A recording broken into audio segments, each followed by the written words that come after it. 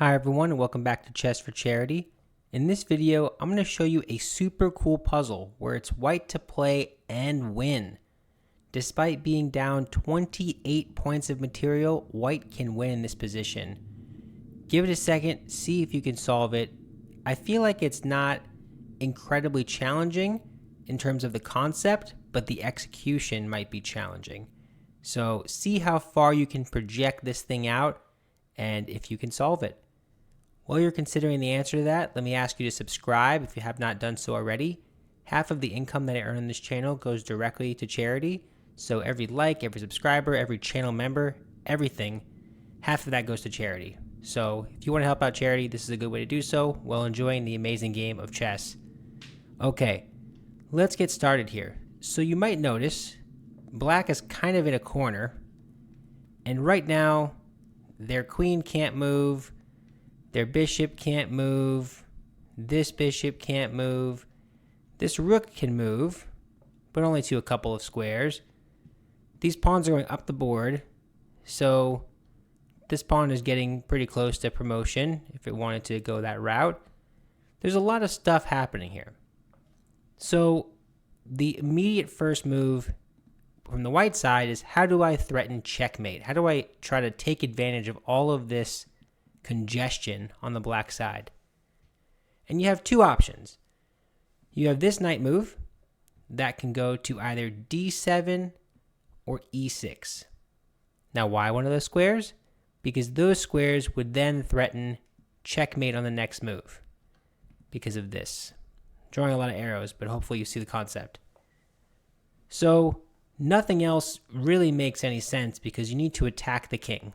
So if you could just place your knight, this knight, right here, I guess either knight, if you could place a knight right here, it would be checkmate.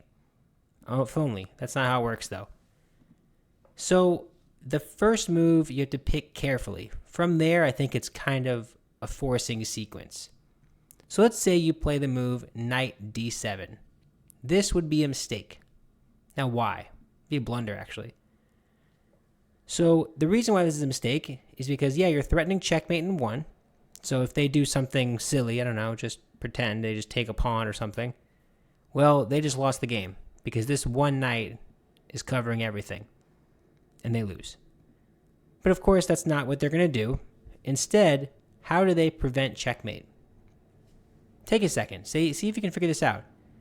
They can't move this bishop out of the way to protect this square with the bishop. They can't move this bishop out of the way, because if they did that, like let's just say they moved it somewhere, the queen would be able to see. And because of that, this bishop can't be protected. Like they can't slide this queen up to protect. There's nothing that can happen. This knight can't move in such a way that protects that square. This knight can't move in such a way that protects that square. How are you stopping checkmate? Well, there's only one move. And that move is king g6. That gets out of the corner and says, hey, if you take my knight, if you take my bishop, I'll just take your knight and the game is over. I'll win the game. Not a problem at all. You're not going to checkmate me like this. And further, instead of if I take your bishop, if you try to throw in a check to protect your knight, I'm perfectly safe. I just go here and there's no more checks. Right? White has already added checks. You can take this bishop, but to what point? Right, if you do this, the computer is saying the best thing to do, maybe take this. Or actually, maybe the other way. Let's do this. So that when they take, you can play here. But no, not even. I'm getting ahead of myself. Bishop here. Right, there's a lot of different ways to do it. Either way, black is completely winning. So let's go all the way back. This move is a blunder because it doesn't work. They have king here, and it saves the day. So what about this other move? So surprisingly, that's the difference of the first move. King or knight to d7 is wrong. Knight to e6 is correct. Great move. Okay, well, we already established they can't defend this bishop. So all that they can do is move their king forward. So let me ask you in this position, what is the way to solve this? And right now, the engine is saying this is a draw. It is not a draw. This puzzle continues to stump the engine. Pretty amazing. So the move is knight to h4 check. Now the king has two options. You either run back to where you came from, which will immediately result in mate. Don't do that. Or you venture out in the board. You can't go here because this knight is guarding it. Can't go here because this knight is guarding it. So you really only have one square, right? And that square is h5. And now you have to keep the checks alive. Well, there's only one way to do it, which is this knight. You could take this rook with check, but then you're just losing your knight. You obviously don't want to do that. So you check with this knight. And again, the king is faced with a choice, but in this case, there is no choice. You have just king g5, only legal move. And you might start to see where this goes. You're going to try to walk the king around the board. So you have to be careful here, because if you check, like this or like this, you're kind of going in the wrong direction. Let me show this. If you go here, I'm just repeating the position. I don't want to repeat the position, right? You have to find the way to drive the king where you want the king. You don't want to repeat things. So to prevent the king from going back to the square, you need to keep these squares covered, which means you need to use this knight on h4 and play knight f3 check. Okay, king only has one move, king f5. And now, see if you can figure out how to do this. You want to keep these squares occupied because you don't want the king slipping away and trying to run to the corner or run away. So how do you do it? Well, again, only one way to do it. You have to use this knight on f3 to check on d4. And look at what you're doing. Look at the pattern that's happening. They can't run away. And if they go, where is it? If they go this way, this is a completely different thing. This is just mate. They don't want to do that. Nice pawn mate. So instead of going this way, they now are forced to go this way. So either e4 or e5.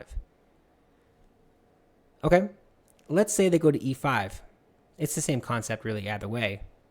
You're going to play knight check and continue to push them down the board. Let me just quickly show you, just in case it's not clear.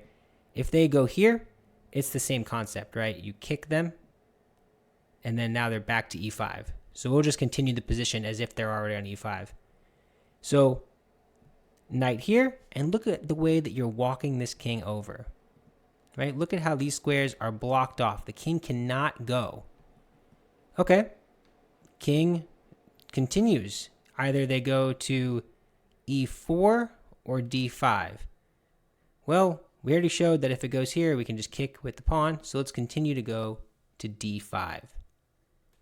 Okay, I think you have the idea. How do I keep the king away from these squares? Let's keep walking up the board. Knight b4. Well, where are they going to go? Hey, guess what? It's the same pattern. You're walking the king this way. So that means king c5. So how does this puzzle end, you might wonder? Do you play knight b3? It looks appealing, but what does that allow? That allows the king to finally get out. Because look, if I do this, the king surprisingly can just fly away and they're safe. There's no way to continue the checks. If only you could do something to buy yourself a move. You can't. This is a lost position. So you don't take on b3. Instead, the other move that maybe you didn't see, the winning move in this case, knight e6 check. Look at all of this coordination. Pushing the king one square over. What about now? Do you go back? Of course you don't. Instead, you continue to push the king over. Knight c7. Look at this coordination of the squares. Okay, let's keep moving, king. We're getting there. Knight c6. What a cool puzzle this is, right? Push the king around. They have to go to a4. Now let me ask you, how do you end this puzzle? From this position, it's mate and 6, by the way. Well, you don't want to move any of these knights because it's not going to result in a check. But remember this pawn? Remember when we took it with the knight and it was a mistake? The reason why that's a mistake is because you need that pawn so you can capture with check. Critical detail. King a3 is forced, and the rest of this isn't too bad. Knight b5 check, king a2, knight b4 check. The king is forced into the corner. What else is left? This king is almost checkmated. Remember, this pawn is going up the board. This is not covering this square. Knight c2 check. The king has one more square to give. What's the way to end this? This is a mate in 2. Can you find it? The answer is knight b4. Or sorry, not knight b4. King b4. I love this move. What a brilliant move that is. Just like hey, guess what? You're going to get mated on the next move, no matter whether you like it or not. The knight is poised to land on c3, and there's nothing you can do about it. So, pick your favorite move for black. You can just do this or something. Doesn't matter.